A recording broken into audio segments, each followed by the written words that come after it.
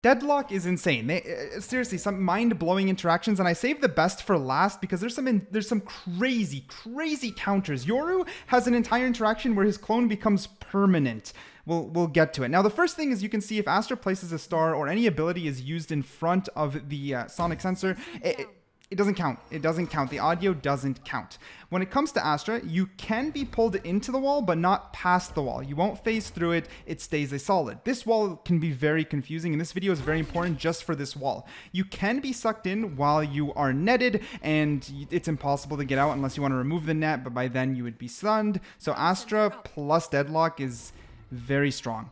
Very strong. Now, if you're pulled past the sonic sensor, it doesn't count, and that's the thing I'm realizing. Abilities don't count as sound. We try a few other things. No matter what, it doesn't count. Also, I just want to say that I'm also live on Twitch playing Deadlock and giving away the new skin bundle and the new battle pass, so I'm a small little plug here. Now, what you're seeing here is I tried to breach ult past the barrier, like over it. I couldn't get it to work. Maybe you can launch yourself high enough, but yeah. Another point to make is these things are tanky. While the sonic sensor will disappear in one shot, it's hard. It is hard to beat the barriers. The barrier's health is massive.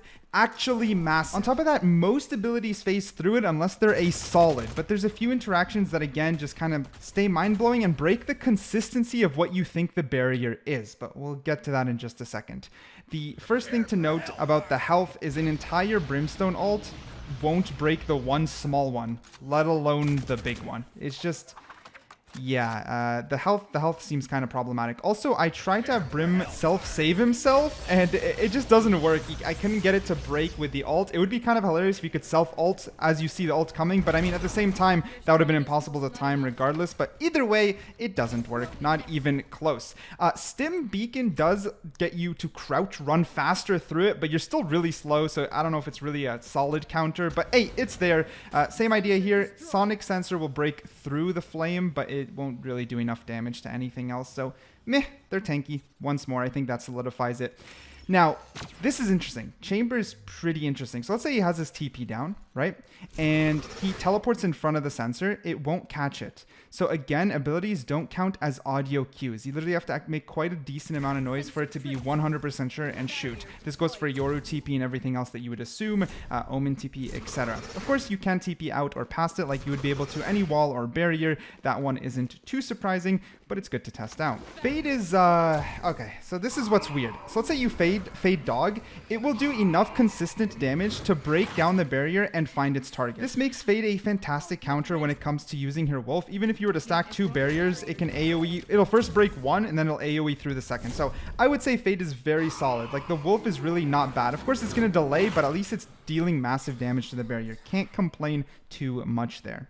Moving on, we have Gekko. Gekko has a lot of interactions, actually, like a ton. First of all, if little bro is hit with the slow net, he becomes basically not useless, but he's really slowed. He's really slowed. However, if Gekko is slowed, then you throw out little bro, it doesn't count. You have to keep in mind that the net needs to catch the target before they exist, right? This goes with the ult. Throw it down as the ult is coming your way. You actually do massive amount of slow, but the jumps don't count. This goes for Skye Dog and everything else you think. If they decide to jump, it won't count. Little bro will still hit you through, but if you give enough space, he won't be able to phase through the barrier, if that makes sense. So a lot of AoE goes through, but then physically didn't go through.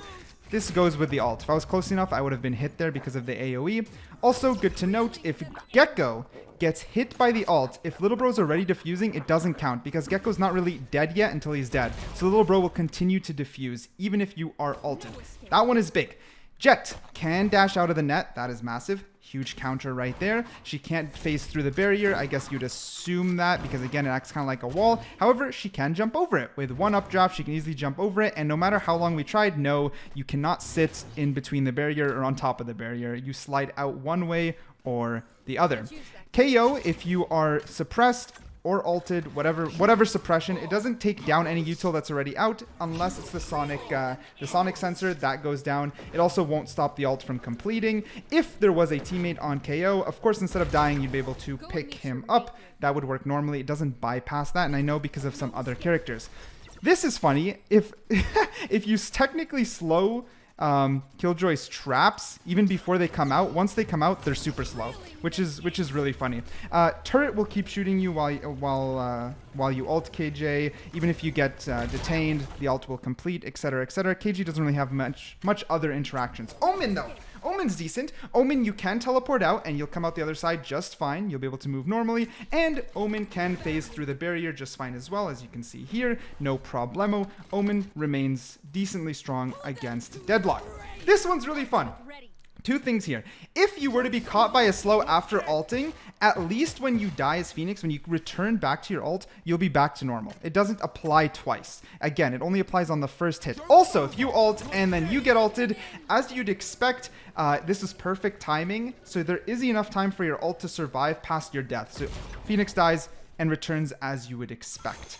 Furthermore, Raze Boombot just freaks out. Literally is having so much trouble understanding what to do here.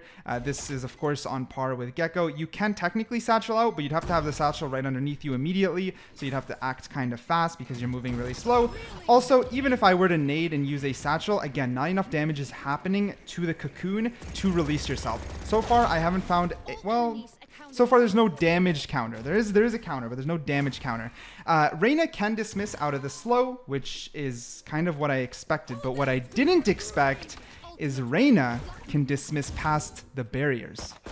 She can ghost through. I don't get how this works, but she can ghost straight through. This is where the inconsistencies are starting to come in, right? Because Reyna can't ghost through a wall, but she can ghost through this. She can also kind of get past the sensor. It initiates, but it can't catch her.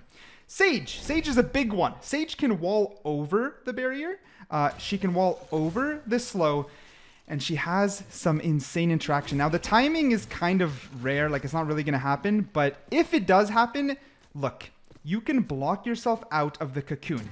If the wall comes out right as you get cocooned, you'll be stuck on the other side of her wall, and you will survive due to obstruction. This applies at any point across everything. So your own Sage can also save you if she doesn't have time to shoot the cocoon. She can wall you off, then shoot. Here's the slow motion. It's trying to lift the cocoon over the Sage wall, but still it will cancel before it completes, which is kind of insane. Now, since you saw Fade and since you saw Gekko, I would hope you're starting to understand with Skye, what do you think happens? Same idea as Fade Dog. It'll get stuck, but it'll try to break it. When it comes to the dog, you can't do consistent damage. However, if they're close enough, again, AoE through. So hopefully you're starting to understand these abilities, right? You can kind of start predicting them as you're watching this video. What would you assume? The slow applied afterwards will, of course, slow the dog, but jumping does not count.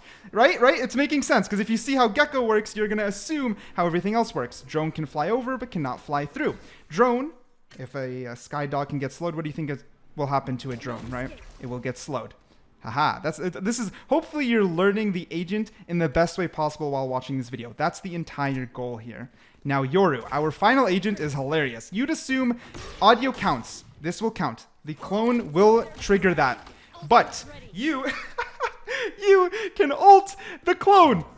And look what happens. The clone gets dragged, and you don't know that it's a clone yet. You don't know because it doesn't get flashed. Then it'll fall. You'll see it's a clone if you're looking. Otherwise, unless you notice the kill feed, he's just a dead body, and the dead body stays there. Look, you can even release your own clone. Now, don't do that. I think that's a waste, but you can technically release your own clone.